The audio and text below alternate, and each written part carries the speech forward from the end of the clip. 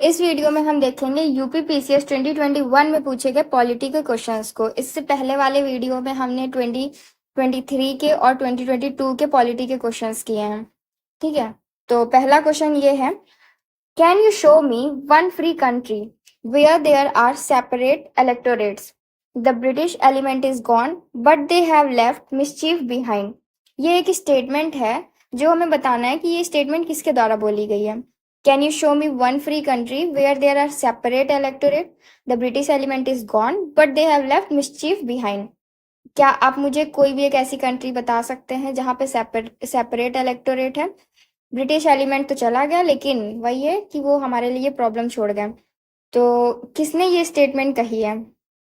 पहला ऑप्शन है सोमनाथ लहरी, जवाहरलाल नेहरू, सरदार वल्लभ भाई पटेल या फिर एनजी रंगा।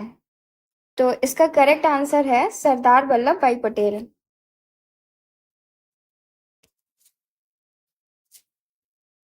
ठीक है, बात करें सरदार वल्लभ भाई पटेल जी की, तो इन्हें आयरन मैन ऑफ इंडिया के नाम से भी जाना जाता है। ये हमारे इंडिया के first deputy prime minister and home minister थे, और इंडिपेंडेंस में इनका रोल जो है वो बहुत ही ज़्यादा इम्पोर्टेंट था। पूरे 500 प्रिंसली स्टेट को एक साथ लाने में भी इनका रोल बहुत इम्पोर्टेंट था। बरदोली की वुमेन ने इन्हें सरदार टाइटल दिया हुआ था। और जो हमारी कॉन्स्टिट्यूएंट असेंबली है वो पहली बार 9 दिसंबर 1946 को बैठी थी, और कॉन्स्टिट्यूशन को बनाने में पूरे 2 साल 11 महीने लगे थे। तो इन 2 साल 11 महीने में क्या हुआ कि बहुत सारी डिबेट्स हुई। उन्हीं में एक डिबेट हुई थी जब सरदार वल्लभ भाई पटेल जी ने ये बात कही थी कि can you show me one free country where there are separate electorates, the British element is gone but they have left mischief behind. Next question है, on the recommendation of which commission and committee the interstate council was set up in India? कौन C commission या फिर committee है जिसकी recommendation पे interstate council को India में setup किया गया? पहला ऑप्शन है पंछी कमीशन, दूसरा राजमन्नर कमिटी, कोठारी कमिटी या फिर सरकारिया कमीशन। तो इसका सही आंसर होगा सरकारिया कमीशन। हुआ ये था कि यूनियन और स्टेट के जो एग्जिस्टिंग अरेंजमेंट्स थे, ठीक है, उनको रिव्यू करने के लिए यूनियन गवर्नमेंट ने 1983 में जस्टिस आर.एस. सरकारिया के अंडर, उनकी चेयरमैनशिप के अंडर एक कमीशन बिठाई, सरकारिया कमीशन जिसको कहते हैं। तो सरकारिया कमीशन की एक इम्पॉर्टेंट रिकमेंडेशन ये भी थी कि एक परमानेंट इंटर स्टेट काउंसिल जो है उसको इस्टेब्लिश किया जाए as an independent national forum की तरह। इस टाइम, प्रेजेंट टाइम, जो कॉम्पोजिशन है इस काउंसिल का, उसमें कौन कौन होता है? प्राइम मिनिस्टर चेयरमैन होते हैं, सभी स्टेट के चीफ मिनिस्टर्स होते हैं, यूनियन टेरिटरीज के भी चीफ मिनिस्टर होते हैं, वो यूटीज जहाँ पे लेजिस्लेटिव असेंबली होती है, और जहाँ पे लेजिस्लेटिव असेंबली नहीं होती है उनके एडमिनिस्ट्रेटर्स होते हैं, और जहाँ पे भी प्रेसिडेंट रूल लगा होता है वहाँ के गवर्नर्स होते हैं। ठीक है, 6 मेंबर जो है कैबिनेट रैंक के, वो यूनियन काउंसिल ऑफ मिनिस्टर्स से होते हैं जिनको प्राइम मिनिस्टर नॉमिनेट करते हैं, और 4 मेंबर्स कैबिनेट रैंक के जो है वो परमानेंट इन्विटी के तौर पे होते हैं। नेक्स्ट क्वेश्चन है, which one of the following acts of British India strengthen the viceroy's authority over his executive council by substituting portfolio और departmental system for corporate functioning? कौन सा ब्रिटिश इंडिया का एक्ट है जिसकी वजह से वॉइसरॉय की जो अथॉरिटी थी ओवर हिज एग्जीक्यूटिव काउंसिल, वो जो है वो और ज़्यादा स्ट्रांग हो गई थी, और ये पोर्टफोलियो और डिपार्टमेंटल सिस्टम को कॉर्पोरेट फंक्शनिंग में लाकर? तो हमें ये याद रखना होगा कि जो पोर्टफोलियो और डिपार्टमेंटल सिस्टम था वो किस एक्ट में आया था। ठीक है, तो पहला ऑप्शन ये है Indian councils act 1861, government of India act 1858, Indian councils act 1892 या फिर इंडियन काउंसिल्स एक्ट 1909। तो इसका सही आंसर होगा इंडियन काउंसिल्स एक्ट 1861। जो इंडियन काउंसिल एक्ट 1861 था उसमें वॉइसरॉय की जो पावर थी ओवर हिज एग्जीक्यूटिव काउंसिल वो और ज्यादा स्ट्रांग हो गई थी पोर्टफोलियो और डिपार्टमेंटल सिस्टम के आने से। इंडियन काउंसिल्स एक्ट 1861 की अगर बात करें तो उस टाइम वॉइसरॉय जो थे वो लॉर्ड कैनिंग थे। ठीक है, उन्होंने ही इंट्रोड्यूस किया था ये पोर्टफोलियो सिस्टम। तो ये भी क्वेश्चन बन सकता है, who introduce the portfolio system? तो आंसर होगा लॉर्ड कैनिंग। किस एक्ट के द्वारा इंट्रोड्यूस किया गया? Indian council act 1861। इस सिस्टम में क्या था कि each member was assigned a portfolio और अ पर्टिकुलर डिपार्टमेंट, जैसा कि आज भी होता है कि हर किसी को एक पर्टिकुलर डिपार्टमेंट दे दिया जाता है ना, मिनिस्ट्री दे दी जाती है। वैसे ही कुछ सिस्टम था कि हर किसी को एक पोर्टफोलियो असाइन कर दिया जाएगा, एक पर्टिकुलर डिपार्टमेंट जो है वो दे दिया जाएगा। लॉर्ड कैनिंग जो थे उन्होंने 3 इंडियंस को अपनी काउंसिल में नॉमिनेट किया था 1862 में। वो उनके नाम भी याद रख लीजिएगा, Raja of Banaras, Maharaja of Patiala, Sir Dinkar Rao. ये 3 इंडियंस थे जिनको 1862 में लॉर्ड कैनिंग ने नॉमिनेट किया हुआ था। Next question is in which year PC Hota committee on civil services reforms was constituted. तो इस क्वेश्चन से एक और चीज याद रखना है कि जो पीसी होता कमिटी थी, पीसी होता कमिटी, वो सिविल सर्विसेज रिफॉर्म से रिलेटेड है। तो इसको किस ईयर में कॉन्स्टिट्यूट किया गया? तो इसका सही आंसर होगा 2004 में। 2004 PC Hota Committee on Civil Services Reforms was constituted. The committee recommended that the age for entrant to the higher civil services should be between 21 to 24 years, with a 5 years age concession for the members of the scheduled caste and scheduled tribes, and 3 years for the other backward classes. तो 2004 में इस committee को constitute किया गया था और इनकी recommendation ये थी कि जो हायर सिविल सर्विसेज में एंट्रेंस होंगे उनकी जो एज है वो 21 से 24 के बीच में होनी चाहिए, और जो भी SC ST के लोग होंगे उन्हें 5 ईयर्स का कंसेशन दिया जाएगा, और OBC के जो कैंडिडेट्स होंगे उन्हें 3 ईयर्स का कंसेशन दिया जाएगा। Next question is the national disaster management division in India is the nodal division in the Ministry of Home Affairs for disaster management. Who is the ex officio chairman of the National Disaster Management Authority? जो national disaster management authority है उसके ex officio chairman कौन होते हैं? तो option ये है the prime minister, home minister, defence minister या फिर health and family welfare minister. तो इसका करेक्ट आंसर होगा द प्राइम मिनिस्टर। जो प्राइम मिनिस्टर होते हैं वही एक्स ऑफिशियो चेयरमैन होते हैं नेशनल डिजास्टर मैनेजमेंट अथॉरिटी के।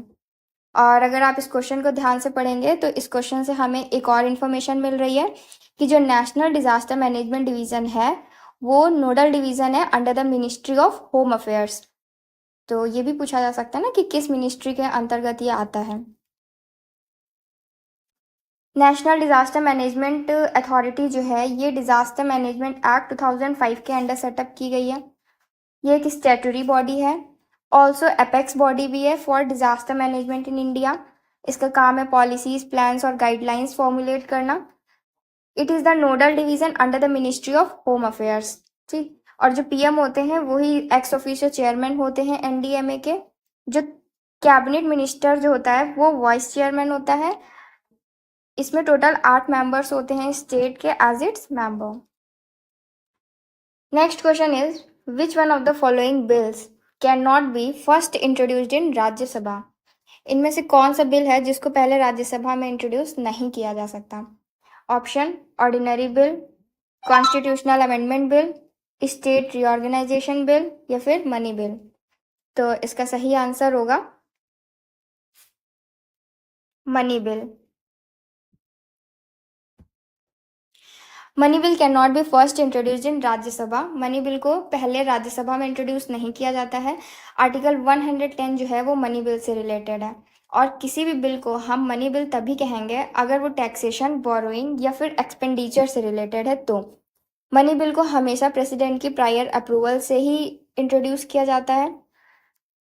How many bill passed, money bill को पास कैसे किया जाता है? ठीक है, तो सबसे पहले प्रेसिडेंट की प्रायर अप्रूवल से इसको लोकसभा में इंट्रोड्यूस किया जाता है। फिर इसको पास होने के लिए सिंपल मेजॉरिटी चाहिए by all members present and voting. उसके बाद इसे राज्यसभा में भेजा जाता है फॉर रिकमेंडेशंस के लिए। अगर 14 डेज के अंदर राज्यसभा कोई भी रिकमेंडेशन नहीं दे रहे हैं तो इसे पास माना जाएगा, और अगर वो कोई रिकमेंडेशन दे भी रहे हैं तो उस रिकमेंडेशन को मानना है या नहीं मानना है ये लोकसभा के ऊपर है। Consider the following and arrange these in chronological order.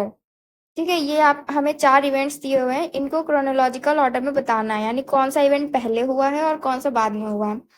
तो पहला दिया है गोलकनाथ केस, केशव नंदा भारतीय case, 24th constitutional amendment act, 42nd constitutional amendment act. तो सबसे पहले देखो आया था गोलकनाथ का केस, ठीक है। फिर उसके बाद आया था 24th अमेंडमेंट एक्ट, उसके बाद आया था आपका केशव नंदा भारतीय केस, और लास्ट में आया था 42nd अमेंडमेंट एक्ट। तो इस हिसाब से ऑप्शन हुआ 1324, 1324 ऑप्शन ए। सबसे पहले आया गोलकनाथ केस 1967 में। तो इसमें ये कहा गया कि पार्लियामेंट जो है वो फंडामेंटल राइट्स को अमेंड नहीं कर सकती। उसके बाद आया 24th कॉन्स्टिट्यूशनल अमेंडमेंट एक्ट 1971। इस अमेंडमेंट से ये कहा गया कि जो पार्लियामेंट है वो कॉन्स्टिट्यूशन के किसी भी पार्ट को अमेंड कर सकती है, इंक्लूडिंग फंडामेंटल राइट। और ये कंपलसरी कर दिया गया कि जो प्रेसिडेंट है उन्हें अपनी एसेंट जो है, उन्हें अपनी कंसेंट देनी ही पड़ेगी अमेंडमेंट बिल को। फिर उसके बाद आता है केशव नंदा भारतीय केस 1973 में। वहां पे सुप्रीम कोर्ट फिर से ये कहता है कि ठीक है, पार्लियामेंट जो है वो अमेंड कर सकती है कॉन्स्टिट्यूशन के किसी भी पार्ट को, लेकिन अमेंडमेंट के टाइम ये ध्यान रखना है कि जो बेसिक स्ट्रक्चर है कॉन्स्टिट्यूशन का वो डिस्टर्ब नहीं होना चाहिए। और सुप्रीम कोर्ट ने ये भी कहा कि जो पार्लियामेंट है वो जुडिशियल रिव्यू की जो पावर है उसको भी नहीं छीन सकती है जुडिशरी से। जो भी अमेंडमेंट किया जाएगा उसका जुडिशियल रिव्यू भी किया जा सकता है। Then 42nd constitution amendment act 1976 आता है, जिसमें वर्ड सोशलिस्ट, सेक्युलर और इंटीग्रिटी को ऐड किया जाता है। ये जो वर्ड्स हैं ये पहले ओरिजिनल कॉन्स्टिट्यूशन में नहीं थे, इनको 42nd कॉन्स्टिट्यूशनल अमेंडमेंट एक्ट से ऐड किए गए हैं। नेक्स्ट क्वेश्चन है, विच of the following word is not mention in the preamble of the constitution of India. Constitution of India के प्रीएम्बल में इसमें से कौन सा वर्ड जो है वो मेंशन नहीं है। पहला सॉवरेन, डेमोक्रेटिक, सेक्युलर या फिर फेडरल। तो इसका करेक्ट आंसर होगा फेडरल। जो फेडरल शब्द है वो कॉन्स्टिट्यूशन के प्रीएम्बल में मेंशन नहीं किया गया है। Correct answer is federal. Federal जो है वो कहीं पे भी मेंशन नहीं है प्रीएम्बल में, ठीक है। जो प्रीएम्बल है कॉन्स्टिट्यूशन का उसमें कहा गया है कि लिबर्टी ऑफ थॉट होगा, एक्सप्रेशन होगा, बिलीफ, फेथ एंड वर्शिप होगा। और जो आइडिया है प्रीएम्बल का, ठीक है, उसको कहाँ से लिया गया है? जवाहरलाल नेहरू के ऑब्जेक्टिव रेजोल्यूशन से लिया गया, जिसको कॉन्स्टिट्यूएंट असेंबली ने 22 जनवरी 1947 को अडॉप्ट किया था। प्रीएम्बल में टोटल 4 कंपोनेंट्स दिए गए हैं और ये कहा गया है कि जो कॉन्स्टिट्यूशन का सोर्स है वो पीपल ऑफ इंडिया है। It declares that India is a country, that is India ऐसी कंट्री है जो सॉवरेन है, सोशलिस्ट है, सेक्युलर है, डेमोक्रेटिक एंड रिपब्लिक है। It sets out its priorities, और इसकी प्रायोरिटीज क्या है? Justice, freedom, equality for all people and fraternity. ये सब चीजें किस लिए जरूरी हैं? To preserve the nation, unity and dignity को प्रिजर्व करने के लिए justice, freedom, equality for all the people and fraternity is most important.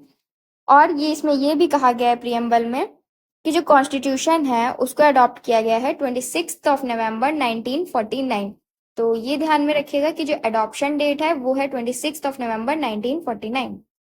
Which one of the following is not correctly matched. इसमें से कौन सा करेक्टली मैच्ड नहीं है? पहला fundamental rights USA, DPSP Ireland, residual powers of centre Australia, emergency provisions Germany. कौन सा provision जो है वो किस कंट्री के कॉन्स्टिट्यूशन से लिया गया है? तो इसमें फंडामेंटल राइट्स जो हैं वो आपके यूएसए से लिए गए हैं, डीपीएसपी आयरलैंड से लिया गया। जो रेजिडुअल पार्ट्स है, ठीक है, ये आपको ऑस्ट्रेलिया से नहीं लिया गया है, ये लिया गया है कनाडा से। इमरजेंसी प्रोविजंस जो है वो आपके जर्मनी से लिए गए हैं। तो इसका सही आंसर होगा सी, रेजिडुअल पार्ट्स ऑफ सेंटर, जो कि ऑस्ट्रेलिया से नहीं बल्कि कनाडा से लिया गया है। रेजिडुअल पावर्स को कनाडा के कॉन्स्टिट्यूशन से लिया गया है।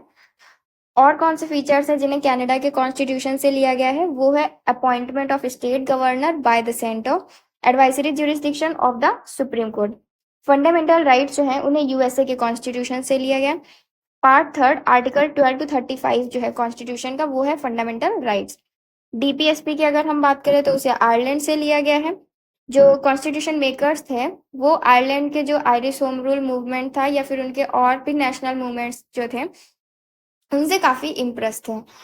जो पार्ट 4 है कॉन्स्टिट्यूशन का आर्टिकल 36 से लेके 51 वो डीपीएसपी है।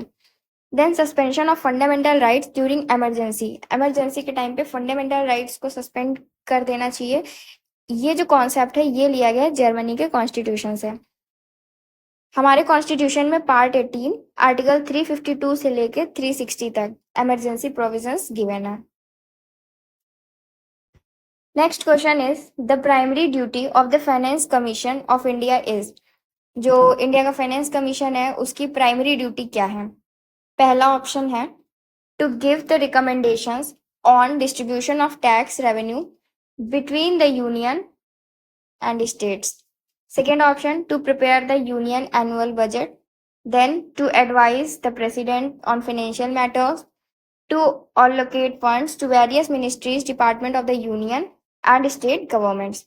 इसमें से कौन सी प्राइमरी ड्यूटी है फाइनेंस कमीशन की?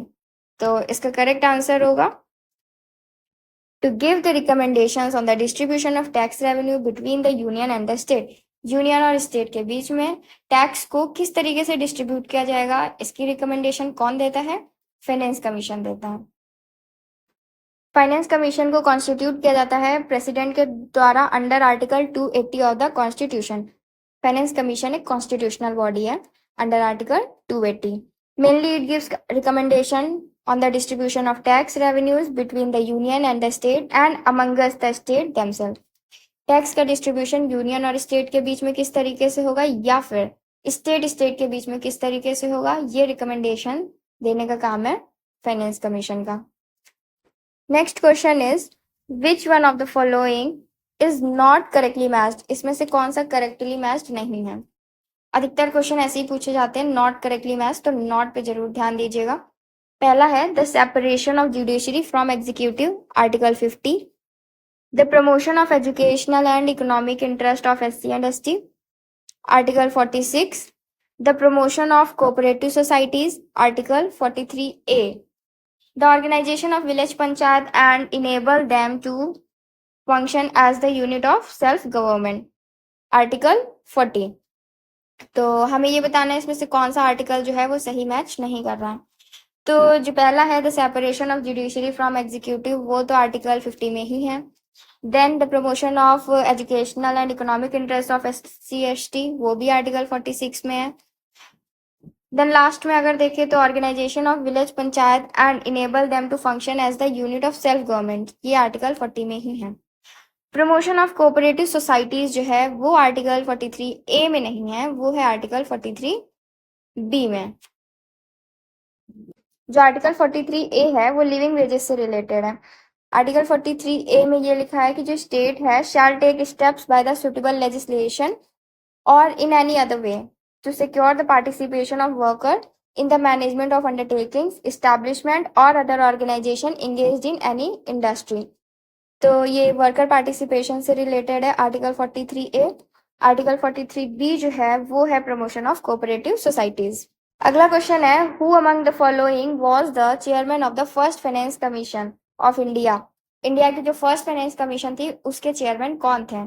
श्री सांथनाम, श्री केसी निगर, श्री राजमन्नर या फिर श्री AK चंद। तो इसका सही आंसर होगा बी।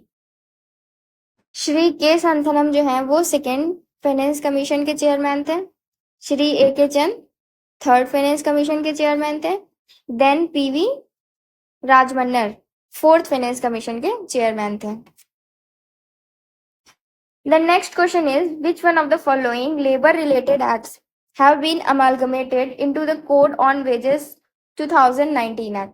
ये जो कोड ऑन वेजेस 2019 एक्ट आया था इसमें कौन कौन से एक्ट को मिला दिया गया था, कौन कौन से एक्ट थे जिनको अमलगमेट कर दिया गया था इसी एक्ट के अंतर्गत? तो ऑप्शंस हैं minimum wage act, then payment of bonus act, contract labour act, equal remuneration act. तो इसका सही आंसर होगा 1, 2 and 4. Who among the following person set for the fundamental rights? A pledge to our people and a pact with the civilised world. किसने fundamental right के लिए ये sentence कहा है? A place to our people and a pact with civilised world. पहला option है Pandit Jawaharlal Nehru, then doctor Bhimrao Ambedkar, doctor Rajendra Prasad या फिर डॉक्टर एस राधाकृष्णन। तो इसका करेक्ट आंसर होगा doctor S Radhakrishnan. Doctor S Radhakrishnan second president थे इंडिया के 1962 से 1967 तक। इन्हें भारत रत्न अवार्ड से सम्मानित किया गया था 1954 में। ये पहले वाइस प्रेसिडेंट भी थे इंडिपेंडेंट इंडिया के। और 5 सितंबर को इनका बर्थडे होता है, जिसको हम लोग टीचर्स डे के तौर पे सेलिब्रेट करते हैं। नेक्स्ट क्वेश्चन है, a member of state public service commission may be removed by. जो स्टेट पब्लिक सर्विस कमीशन के जो मेंबर्स हैं उनको किसके द्वारा रिमूव किया जाता है? Option is the governor on the basis of impeachment in Vidhan Sabha, the governor after the inquiry conducted by the supreme court, the president after the inquiry conducted by the supreme court, the governor after the inquiry conducted by the high court. तो इसका correct option होगा the president after the inquiry conducted by the supreme court. Public service commission के किसी भी member को remove जो है वो प्रेसिडेंट के द्वारा ही किया जा सकता है, वो भी सुप्रीम कोर्ट की इंक्वायरी के बाद में। आर्टिकल 317 जो है वो रिमूवल और suspension of public service commission से ही डील करता है। अगला क्वेश्चन है, with reference to the special address of the president of India which of the following statement is are correct. President का जो स्पेशल एड्रेस होता है ना, उससे रिलेटेड आपको 2 स्टेटमेंट दे रखे हैं। पहला है, the president addresses the joint meeting of both houses of parliament at the commencement of first session after each general election of the house of the people and at the commencement of the first session of each year. तो पहला statement ये कह रहा है जो president हैं वो हर general election के बाद जो पहला सेशन होता है उसमें स्पेशल एड्रेस यानी ज्वाइंट मीटिंग बुलाते हैं, ठीक है, और हर साल का जो पहला सेशन होता है उसमें बुलाते हैं। सेकेंड स्टेटमेंट ये कह रहा है the president in his address informs the parliament of the cause of its summon. और जब भी ऐसे ज्वाइंट मीटिंग बिठाते हैं प्रेसिडेंट जी, तो वो कॉज भी बताते हैं पार्लियामेंट को कि क्यों बिठाई है।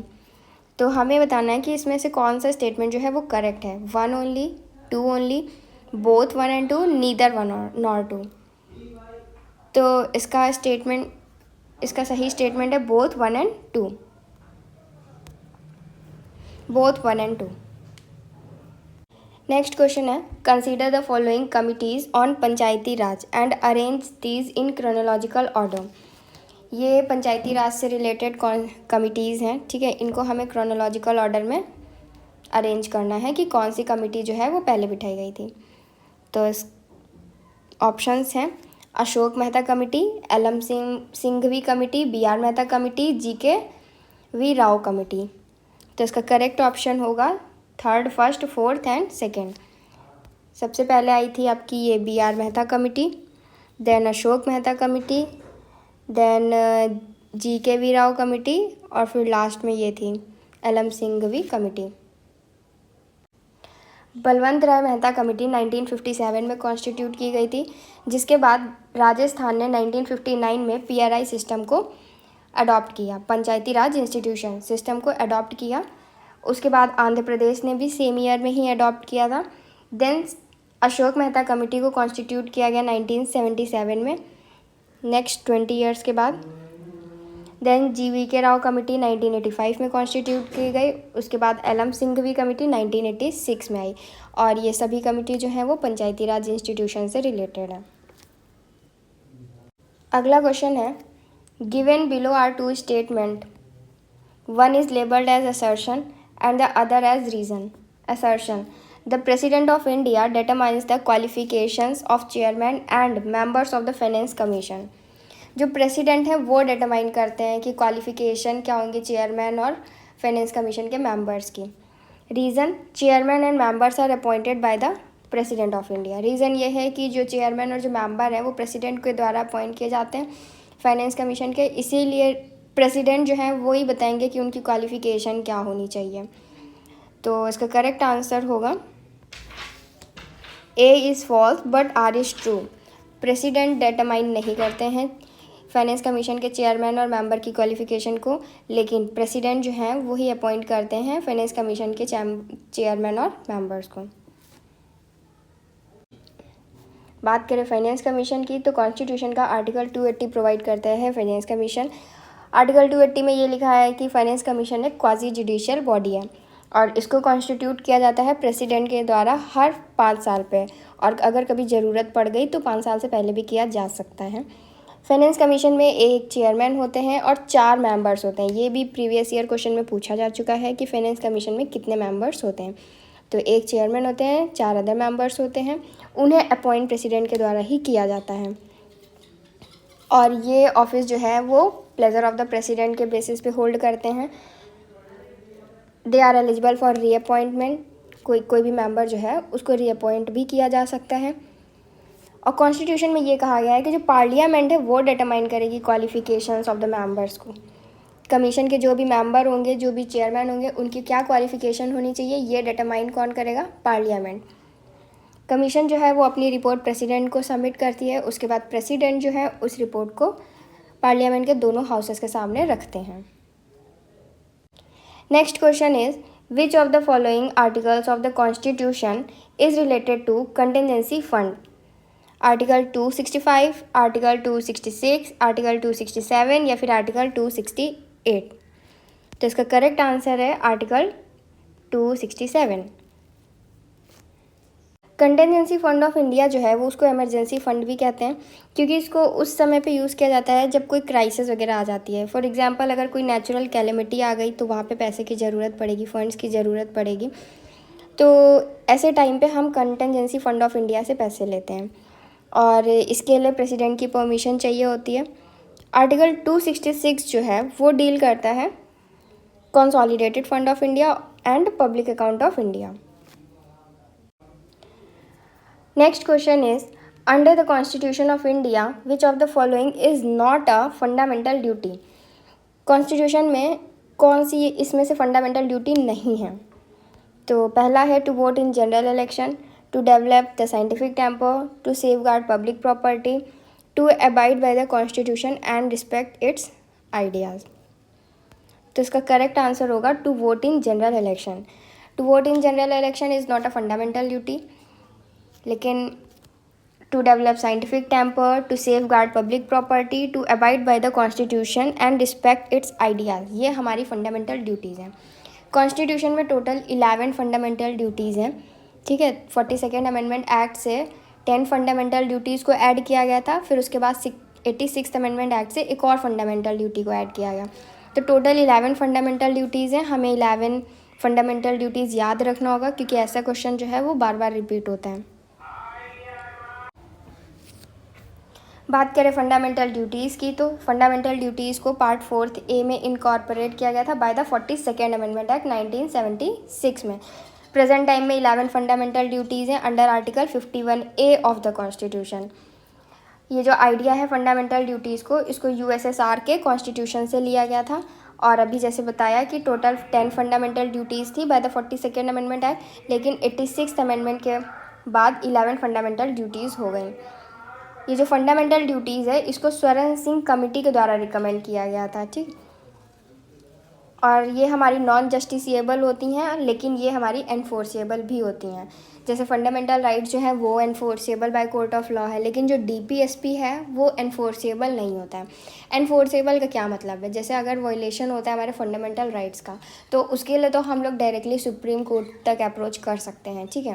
लेकिन वहीं अगर DPSP का किसी प्रोविज़न का वायलेशन हो रहा है तो हम उसके लिए ऐसे कोर्ट नहीं पहुंच जाएंगे और ये नहीं कहेंगे कि स्टेट जो है वो ये वाला DPSP फॉलो नहीं कर रहा है, क्योंकि वो स्टेट के डिस्क्रिशन पे होता है। जो भी जितने भी DPSP दे रखे हैं, directive principles of for state policy, तो वो कुछ ऐसी पॉलिसीज़ हैं, वो कुछ ऐसे प्रिंसिपल्स हैं जो कि स्टेट जो है वो अपने पॉलिसी फॉर्मुलेशन के टाइम पे चाहे तो यूज़ कर सकते हैं, अदरवाइज वो उनके डिस्क्रिशन पे है। तो उसी the question is which of the following constitution amendment act made necessary provision for the implementation of GST goods and services tax regime? कौन से अमेंडमेंट एक्ट से GST को इम्प्लीमेंट किया गया था? The answer is 101st amendment act. 1 जुलाई 2017 को GST implement किया गया था by 101st amendment act. Next question is which constitution amendment act reduce the voting age from 21 years to 18 years. पहले जो वोटिंग एज थी वो 21 ईयर्स थी, फिर उसको घटा के 18 ईयर्स कर दी गई थी। तो किस अमेंडमेंट एक्ट से एज जो है ये रिड्यूस की गई थी? The answer is C, 61st amendment act. 61st amendment act 1989 में हुआ था, जिससे जो वोटिंग एज है इसको रिड्यूस किया गया था फ्रॉम 21 टू 18। इस अमेंडमेंट एक्ट से आर्टिकल 326 को चेंज किया गया था। आर्टिकल 326 जो है वो related to elections of Lok Sabha and state assembly से रिलेटेड है ये आर्टिकल। नेक्स्ट क्वेश्चन है given below are two statements, one is labelled as assertion and the other as reason. Assertion, the council of ministers in India is collectively responsible to both Lok Sabha and Rajya Sabha. Reason, members of both Lok Sabha and Rajya Sabha are eligible to become ministers in union government. Assertion ये कह रहा है कि जो council of ministers होते हैं वो collectively responsible होते हैं लोकसभा को भी और राज्यसभा को भी। और रीजन ये है कि जो मेंबर्स हैं बोथ लोकसभा और राज्यसभा दोनों ही एलिजिबल होते हैं यूनियन गवर्नमेंट में मिनिस्टर बनने के लिए। तो उसका जो असर्शन है वो गलत है, और लेकिन ये जो सेकेंड स्टेटमेंट है वो सही है। राज्यसभा और लोकसभा दोनों से ही यूनियन गवर्नमेंट में मिनिस्टर बन सकते हैं, लेकिन जो काउंसिल ऑफ मिनिस्टर्स होते हैं वो कलेक्टिवली रिस्पॉन्सिबल दोनों हाउसेस के लिए नहीं होते, they are collectively responsible only for Lok Sabha. तो इसका सही आंसर होगा ए is false but are is true. The public account committee of the Indian parliament स्क्रूटनाइजेज the option report of controller and auditor general, consolidated fund of India, public account of India या फिर contingency fund of India. इसका correct answer होगा report of controller and auditor general. जो CAG की report होती है उसको scrutinise करने का काम होता है पब्लिक अकाउंट कमिटी का। पब्लिक अकाउंट कमिटी को इंट्रोड्यूस किया गया था 1921 में by the government of India act 1919, जिसे मॉन्टफोर्ड रिफॉर्म्स भी कहा जाता है। Public account committee scrutinises the appropriation and finance account of government of India and reports of CAG. जो पब्लिक अकाउंट कमिटी है वो गवर्नमेंट के अप्रोप्रिएशन और फाइनेंस अकाउंट को स्क्रूटनाइज करती है और कैग की रिपोर्ट्स को भी स्क्रूटनाइज करती है। कैग जो है वो अपनी 3 रिपोर्ट प्रेसिडेंट को सबमिट करता है, audit report on appropriation account, audit report on finance account, audit report on public undertakings. फिर ये तीनों रिपोर्ट्स को जो प्रेसिडेंट है वो पार्लियामेंट के सामने प्रेजेंट करते हैं। पब्लिक अकाउंट कमिटी में टोटल 22 मेंबर्स होते हैं, 15 लोकसभा से होते हैं और 7 फ्रॉम राज्यसभा।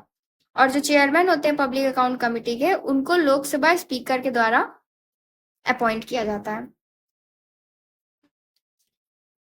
अगला क्वेश्चन है the functions of the state public service commissions of Uttar Pradesh can be extended by. जो स्टेट पब्लिक सर्विस कमीशन होगा उत्तर प्रदेश का, उसके जो फंक्शंस हैं उनको किसके द्वारा एक्सटेंड किया जा सकता है? Option prime minister, union minister of personnel public grievances and pensions, president या फिर उत्तर प्रदेश स्टेट लेजिस्लेचर। तो इसका करेक्ट आंसर होगा D, Uttar Pradesh state legislature. किसी भी स्टेट पब्लिक सर्विस कमीशन के अगर फंक्शंस हैं तो वो उस स्टेट का जो भी लेजिस्लेचर होगा स्टेट लेजिस्लेचर उसके द्वारा उसके फंक्शंस को एक्सटेंड किया जा सकता है।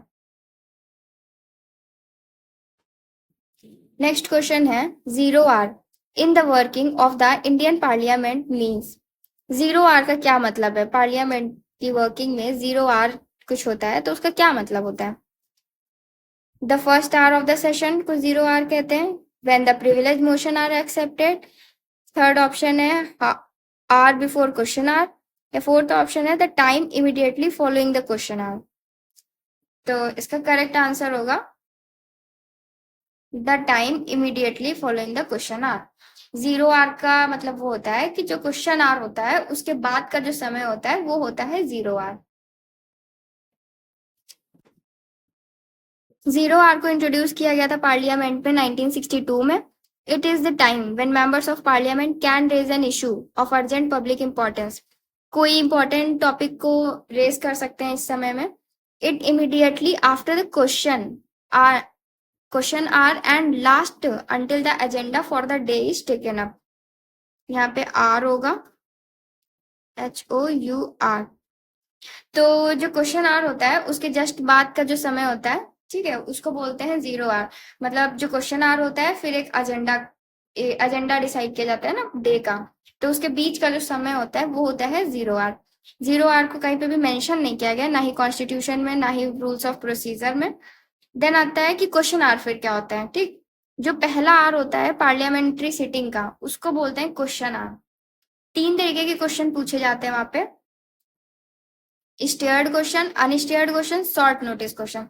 जो स्टेयर्ड क्वेश्चन पूछा जाता है उसका आंसर वहीं पे ओरल ही आपको मिल जाएगा। देन अनस्टेयर्ड क्वेश्चन का आंसर जो है वो राइटिंग में देना पड़ता है। और शॉर्ट नोटिस के लिए जो क्वेश्चन है उसको 10 दिन पहले से ही, मतलब एक नोटिस के द्वारा पूछा जाएगा, ठीक है। 10 दिन पहले आपको नोटिस देनी पड़ेगी कि ये क्वेश्चन पूछने वाले हैं। In India, the first municipal corporation was set up in which one among the following places? India में जो पहली म्यूनिसिपल कॉर्पोरेशन है उसको कहाँ पे सेटअप किया गया था? ऑप्शन इज कलकत्ता, मद्रास, बॉम्बे या फिर Delhi. The correct answer is Madras. Madras में पहली म्यूनिसिपल कॉर्पोरेशन को सेटअप किया गया।